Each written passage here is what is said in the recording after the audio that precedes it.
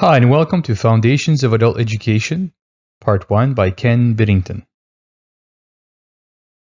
What is Andragogy? Are you ready to learn?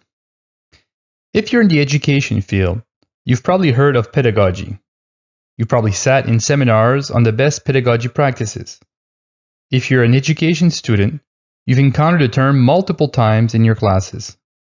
But are you familiar with the term Andragogy? It's a key term in the education field and should be at least be understood by those who value learning. In this course, we're going to give you a layman's guide to Andragogy. We're going to explain what it is, where it came from, and its fundamental tenets. Andragogy refers to methods and principles used in adult education. The word comes from the Greek andra, meaning man, and agogos, meaning leader of.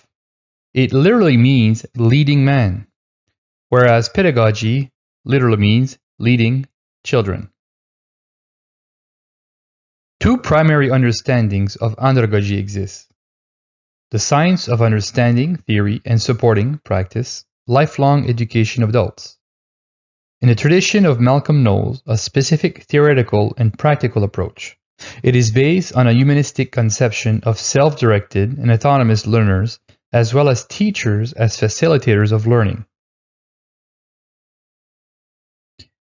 The term was cited for the first time in 1833 by a German grammar teacher, Alexander Kapp, to describe the theory of Plato educator, German der Andragogik.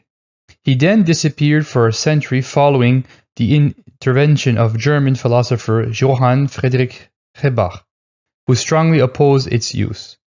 We find traces of this term in 1921 in the German social scientist Eugen Rosenstock, suggesting that adults' education requires teachers, methods, and philosophy of its own.